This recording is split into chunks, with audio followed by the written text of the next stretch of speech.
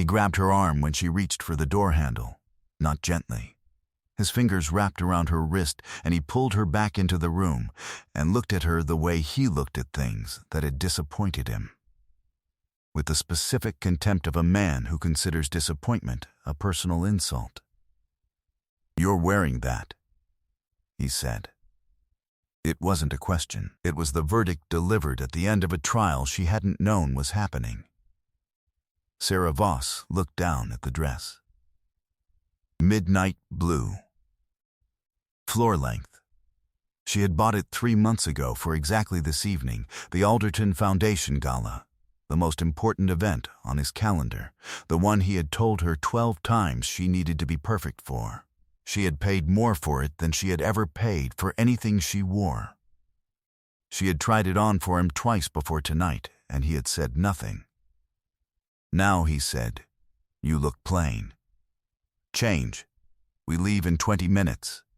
Then you have 20 minutes." He let go of her wrist and turned back to his cufflinks. His voice was already somewhere else, already at the gala, already in the room with the people he would become for the evening. "Or don't come. I'll tell them you weren't feeling well." She stood in the doorway of their bedroom and looked at his back. She did not change. She walked downstairs. She got into the car. She sat beside him for the entire ride to the hotel while he responded to emails on his phone and said nothing to her. And she looked out at the city sliding past and felt something harden in her the way things harden when they've been bent past the point of elasticity, not breaking, not yet, but becoming something different than they were before. If you have ever been told you look plain by the person who was supposed to see you most clearly, then stay with me, because what happened when those hotel doors opened is the moment that changed everything for Sarah Voss. And if someone in your life needs this story tonight, please send it to them before you keep watching. The Alderton Gala was held in the Grand Meridian's ballroom. 300 guests, 600 candles, and the particular quality of light that only exists in rooms where very large amounts of money have agreed to be in the same place at the same time. Sarah had attended 4 of these events. She had stood beside her husband at all 4 of them and smiled and been introduced to people who looked slightly past her to him and asked him questions she had often already answered. She stepped through the entrance at 8:12 p.m. and stopped. Across the ballroom, standing with a champagne glass and a laugh that carried, was a woman in midnight blue. Floor length. The exact same dress. Not a similar dress. Not a coincidence of season or trend. The same dress, from the same boutique on Vestry Street, which Sarah knew because she had stood at that counter for 20 minutes selecting the color. And the cut was unmistakable, and the woman wearing it was Celeste Dray. Celeste Dray, who was 31 years old, who had appeared in her husband's phone 18 months ago as a contact listed under an initial she hadn't recognized, who had a gallery on the East Side that her husband had visited, according to his calendar, 11 times in the past year. Sarah had not been to the gallery once. She stood in the entrance of the ballroom and understood everything she had been refusing to understand, in a single unbroken line of clarity, the way truths arrive when you've been keeping them at a careful distance and something finally closes the gap. Her husband was already moving toward Celeste. She watched him cross the room. She watched him see the dress. She watched something flicker across his face, not guilt, not the expression of a man caught, but something faster and more revealing. Calculation. He was deciding how to manage what was about to happen. He turned and found Sarah with his eyes. And then, and this was the thing that 300 people in that room would remember, and that would be recounted in 12 different ways at 12 different dinner tables in the weeks that followed. He laughed. Not a small laugh. Not the private laugh of a man making the best of something awkward. He laughed with his shoulders and his chest. The way he laughed at things he found genuinely amusing, and he looked from Celeste to Sarah and back again and said, loud enough for the 6 people nearest to him to hear well, I see you both have the same taste. Celeste's face did something complicated. The 6 people nearest to him went very still. Sarah did not move. She was aware of the room in the way you become aware of rooms when something has just happened in them. The weight of other people's attention, the subtle pivot of bodies toward the disturbance. She was aware of her own hands, which were perfectly still at her sides. She was aware that the dress she was wearing was the most expensive thing she owned, and that the woman across the room was wearing it like she had been wearing it for years. What she was not aware of, for another 30 seconds, was the man standing 12 feet to her left. His name was Luca Ferrante. He was there because the Alderton Foundation's board included his firm's senior partner. He was a corporate attorney, not a billionaire. Not a name anyone in this room would recognize. Unremarkable in the way that competent, quiet people are unremarkable in rooms full of performing ones. He had watched her come through the entrance. He had watched her cross to the threshold of the room and stop. He had watched her face absorb what the room contained, and he had thought, that is someone who is deciding something. He moved toward her without deciding to. Whoever chose that dress, he said, when he reached her, quietly enough that it was only for her, made an extraordinary choice. She looked at him. She had never seen him before. There are 2 of us in it, she said. I know, he said. You're wearing it better. It was not a line. It was not performed. He said it the way you state a fact you've looked at and confirmed, and he was already looking at her husband, across the room, with the expression of a man who has identified something and is filing it away. Sarah's husband had extricated himself from the 6 people and was crossing toward her. She could see the particular set of his jaw. He was going to handle this. Find the social mechanism that repackaged the last 4 minutes into something manageable, smoothed over with the right tone and the practiced authority of a man accustomed to controlling rooms. He reached her. He put his hand on her back, proprietary, the gesture of a man claiming something in a crowd, and said, close to her ear, go and change. Or whatever you need to do. Give me an hour, and I'll explain everything. She looked at his hand on her back. Don't, she said. His hand dropped. Sarah, 11 times, she said. Quietly, just for him. In the past year, I counted. He went very still. Across the room, Celeste Dre had watched him cross to his wife. She had been Aldrich Voss's secret for 18 months. She had believed the marriage was long over and everything but paperwork, because Aldrich had told her this, and she had wanted very much to believe him. What she watched now did not look like a formality. It looked like a man managing a problem, and the management looked identical to the way he had managed her on the 4 occasions she had pressed him about the divorce, about the future he had described in hotel rooms and not once mentioned to his lawyers. She set her champagne glass down on a passing tray. She walked toward them. She stopped in front of Sarah. She did not look at Aldrich. I owe you an apology, Celeste said. Her voice was clear, and she did not lower it. I believed things I wanted to believe. That's not an excuse. I'm sorry. She held Sarah's gaze for a moment, one woman to another, across the wreckage of a man's management of both of them. And then she said, to the air between them both, you're not worth what I thought you were, Aldrich.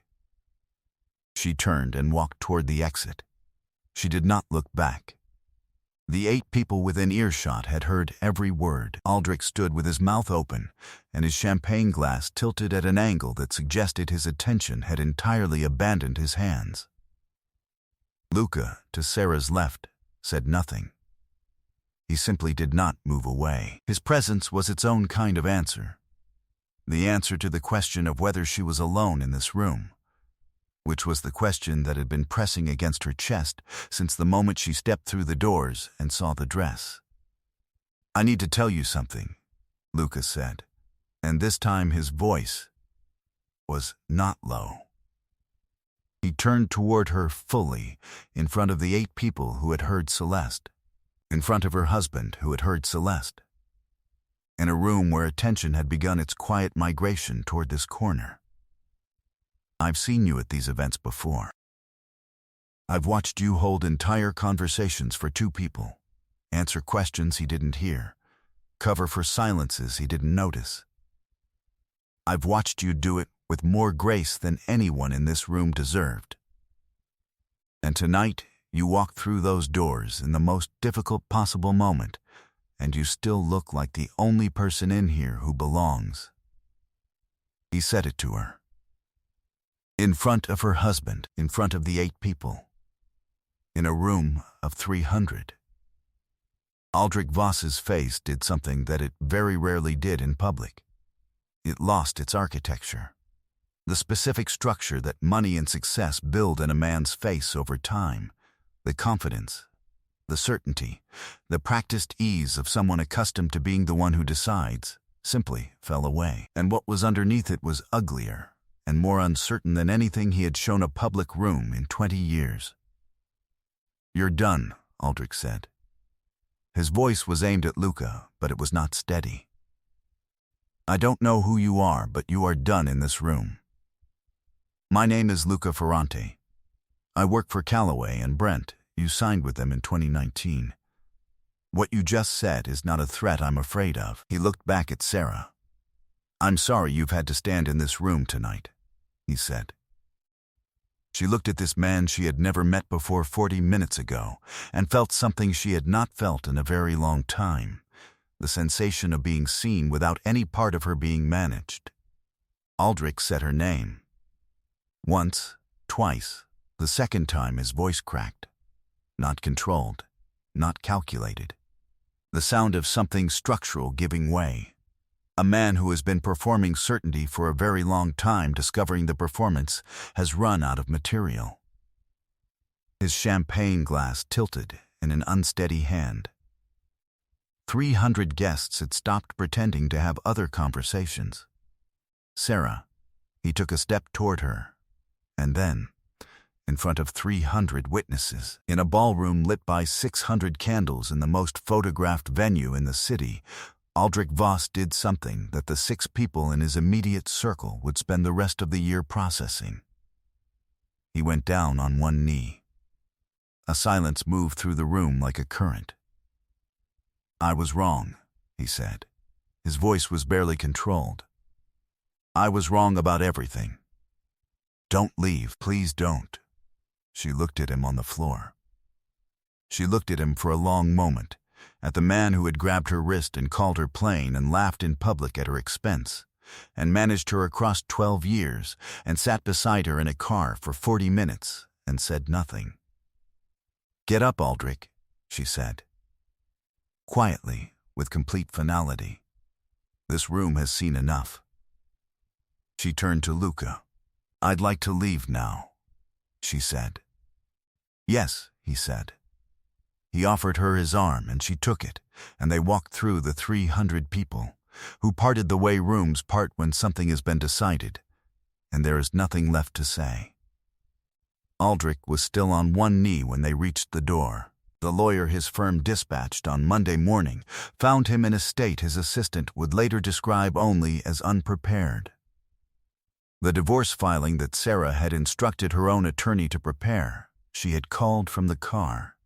In the quiet aftermath of the gala, while Luca drove and said nothing and let the silence be what she needed it to be, was comprehensive.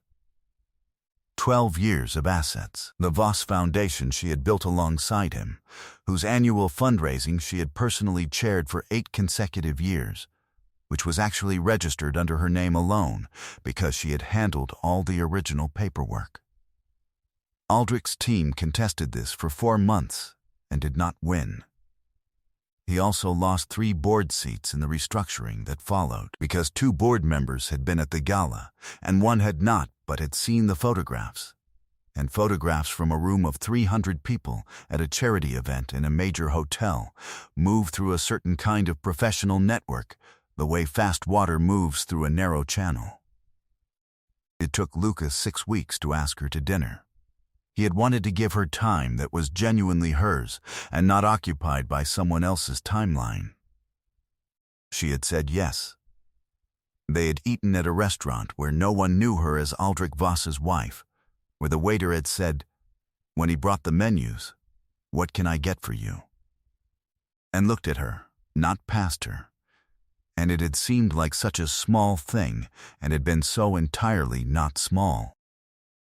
2 years after the gala, on a Saturday morning in October, Sarah stood in front of a mirror in a hotel suite in the city and pressed her palms flat against the silk of a dress that was new and entirely hers. No one else owned it. No one else had chosen it for her or told her it made her look plain or would stand across a room from her wearing its twin. And she felt the absolute, unambiguous rightness of a woman standing in her own life. Behind her, the suite doors opened and her sister came in with the flowers. And behind her sister came the 2 women who had been her closest friends for 20 years and who were crying already. And behind them, barely visible in the mirror, was Luca, who had caught her eye and immediately stepped back out because he understood, without being told, that this moment was hers. She had told him once, early on, that she didn't know if she was capable of fully trusting anyone again. He had thought about it for a moment and said, "You don't have to trust me yet. I'll just keep showing up until the evidence is overwhelming." He had shown up every time. Downstairs, 300 people waited, different people than the gala, or mostly different. Constance Alderton from the foundation board was there, and 2 of the investment partners who had known her when she was Aldrich's wife and now knew her as herself, and Luca's parents who had flown from Genoa, and her sister's children who were too young to understand the occasion, but old enough to feel the warmth of a room full of people who were genuinely glad about something. And at the back of the ballroom, the same hotel, the same room, because she had chosen it deliberately, because she believed in closing circles properly, was a small table with 1 framed photograph on it. The 2 women in midnight blue, taken by an event photographer before the evening had turned. Both of them unknowing, both of them, in different ways, about to find out exactly who they were. She had framed it because it was the moment everything changed, not because the dress was hers, because she had stayed in it. There are rooms that will try to make you feel small. People who will tell you that you look plain, who will laugh at your expense in public, who will manage you like a variable in an equation and expect you to stay in the solution. There are rooms that seem, for a long time, like the only rooms available to you. They are not. She found out the night she wore the same dress as his mistress and refused to take it off, and 300 people watched, and the man who had called her plain went down on his knees, and she looked at him and felt nothing but the doorway behind her. She walked through it. She did not look back.